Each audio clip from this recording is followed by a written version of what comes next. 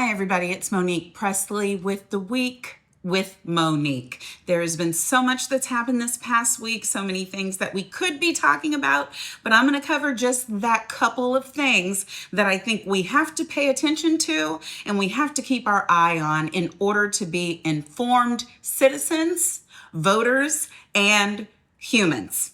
First of all, there was a wave, y'all. It was blue. And it was undeniable. Were you in a state that had elections this past Tuesday? Did you participate? I hope so. Did you not just show up and vote, but make sure that you took somebody with you? Were you informed about the issues? Were you letting other people know the information that you know so that everybody could show up to the polls? Well, you know what? Millions of people did that this past Tuesday, and they had three things to say. First, we don't want any dictators. We don't want any authoritarians. We don't want any regimes. We want a democratic form of government, so we are going to show up and vote for it. Second, we're tired of empty promises and platitudes. Trump administration, you said that you were going to lower the costs on groceries. You were going to get rid of inflation entirely. You were going to make our lives better. You had everything under control, and you are failing. So we're not happy. Three, they said, we want this country going in a different direction. We want to make sure that everybody is taken care of. We don't want to see immigrants being mistreated. We don't want to see American citizens being snatched off the streets and being forced to present identification or they end up being locked up. We still care about kitchen table issues. And many of them who showed up to vote were saying, you fooled us, but you're not going to fool us again. So in state after state, in territory and county after county, even in the courts, we saw Democrats sweep. We saw more women elected to governorships than in the history of this nation. We saw Black women for the first time in mayoral seats where they'd never been before. We saw Democrats make changes and take power in state positions and state legislatures across this nation.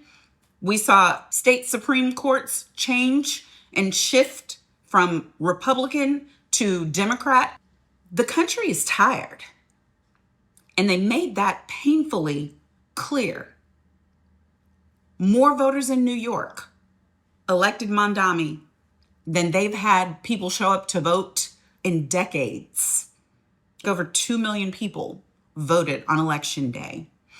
We saw the Black vote surge, not just as a reliable base, which it absolutely is, but as a blueprint, as a way for us to know who it is we should be following. You see, when you've gone decades having to work within a system that was not built for you, that was not designed for you, with laws that were written to be for everybody but you, and you've had to fight your way, it's easy to focus on the main thing. You know that you don't want a government, state or local or federal, that's going to redistrict and remove the opportunity for voters to pick their own candidates and pick their own elected officials. That's not the party for you. You know you don't want people who aren't interested in solidifying voting rights or civil rights. You know you don't want people that don't care about women's bodily autonomy. And you know a liar when you see one, when you hear one, because you've already been through it before. The only thing this Trump administration has done since they got elected in January is tax cuts for the very wealthy who didn't need them anyway.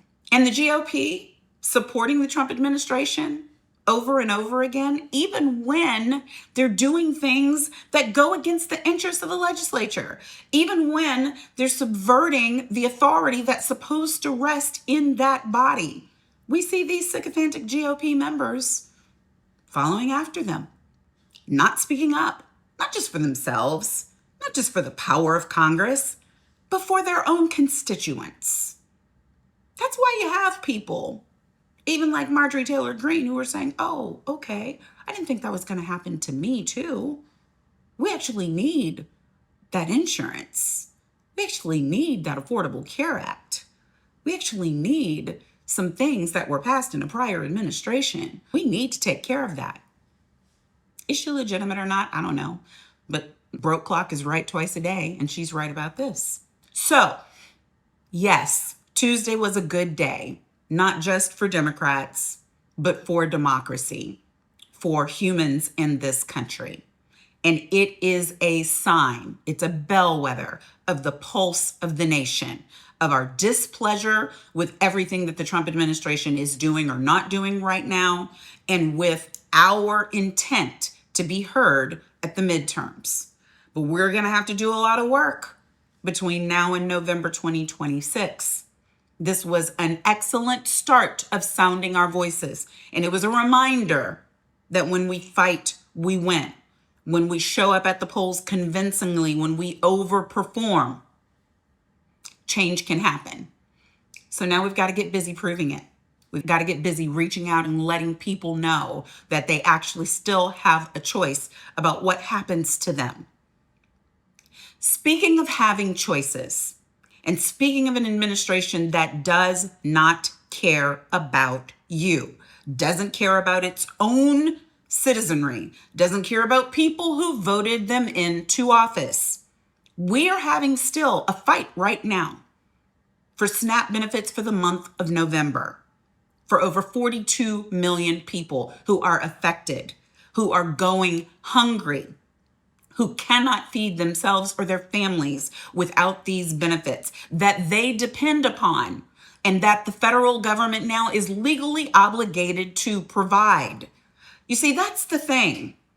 When the federal government or a local government or a state government makes a promise, when they sign contractually that they are going to do something for you, they don't get to just change their minds midstream, say, oops, well's dry, don't have it.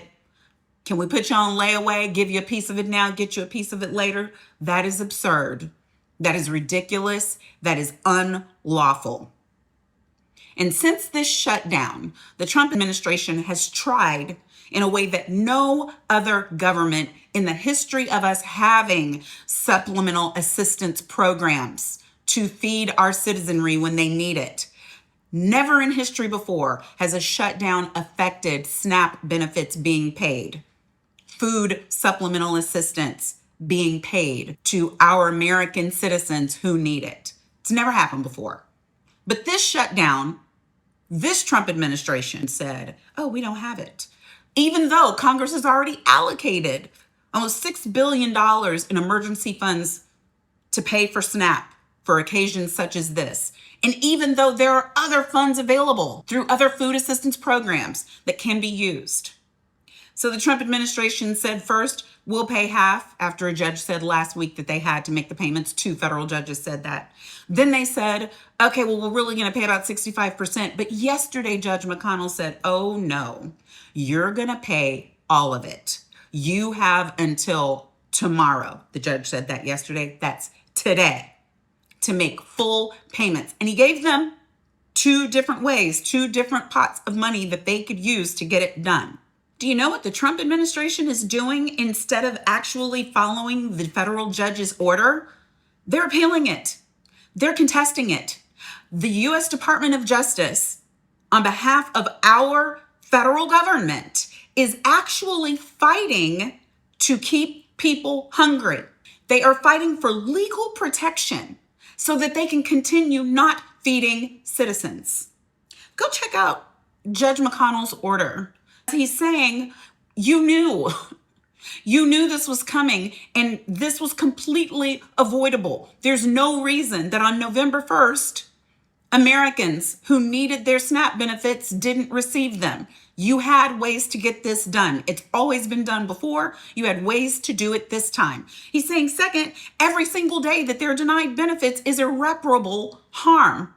You are harming them in ways that they will not be able to recover from each day that this goes on. He says to them, third, you knew by choosing the option of using the emergency funds, the emergency disbursement funds that have been set aside, that it would take even longer for people to get their money. and even longer for them to be able to buy food, buy groceries, feed their families. You chose that option knowing that there was going to be further delay. So he said, no more, no more. You have until Friday to make full payments. And here are the two ways that you can get it done. So the administration gets that order and appeals it. They've taken it to the First Circuit, and they are arguing that this federal judge doesn't have the right to tell the president what money should be used, that this federal judge is not an appropriator. That argument is ridiculous because what the federal judge is doing is actually enforcing the Congress's right to appropriate, which they've already done. Congress has already appropriated the funds, set the funds aside, and he's saying use the funds that have been set aside, which is the executive branch's obligation if we're going to actually have separation of powers. They say also there's no way that they can get that done today. And they're asking the First Circuit to, by 4 p.m., tell them whether they're going to enforce Judge McConnell's order or not. They go on saying that it's ludicrous that a single federal judge should have this much power. You know what's ludicrous? It's ludicrous for one madman in a house that we pay for to be exercising this much power, for one person who cares so little for the concerns of everyday Americans to be in a position to show that lack of concern across millions of lives. And that is where we are right now. What's going to happen? I do not know. I pray that the First Circuit is going to enforce the federal judge's order, and that the administration will be ordered to do what it has an obligation to do, and that is to pay out these benefits so that the hurting, the hunger, the suffering, the harm can stop. That's what I pray happens. That's what I hope to see. In the meantime, there are states that are stepping up and working to fill the gap. Many are trying to pay out the full amount of money that is due to SNAP recipients, and others are paying partial amounts as a stopgap measure until the courts do what they're supposed to do and make the Trump administration pay it out, in which case the funds would be reimbursed, or until the government reopens. So there are states stepping up, but every state has not, and every state cannot. I wonder which states can't. Could it be the red states that depend on federal taxpayer money from blue states in order to survive? Go look at what Oklahoma mayor had to say about it. He said, we can talk about whether people deserve their money or not later. We can decide some other time, some other day. We can debate who should be receiving it. But he said, this is money that my residents were counting on, and the administration can't play games with people's lives. That's a Republican mayor in Oklahoma. You see, when it hits your door, it's different.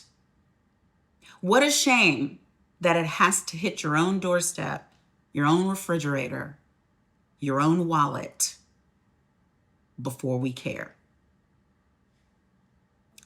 That's all I have for you today. Please follow me on the Monique Presley channel, where we are presenting content every single day, giving you updates on all the issues that matter. And of course, continue to keep coming back here to the Don Lemon channel, where I'll have the Week with Monique and where Don is giving you the best content he possibly can.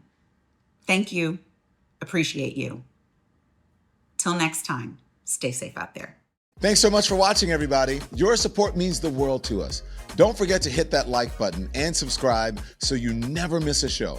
We're live every weekday at 10 a.m. and 5 p.m. Eastern Time, with new clips dropping at 2 p. and 8 p. And if you want even more Don Lemon Show content, join the Lemon community. Members get exclusive posts, behind-the-scenes videos, and live chats just for you. So hit the join button or visit our channel page to sign up. Thanks again for all your love and your support, and I'll see you next time.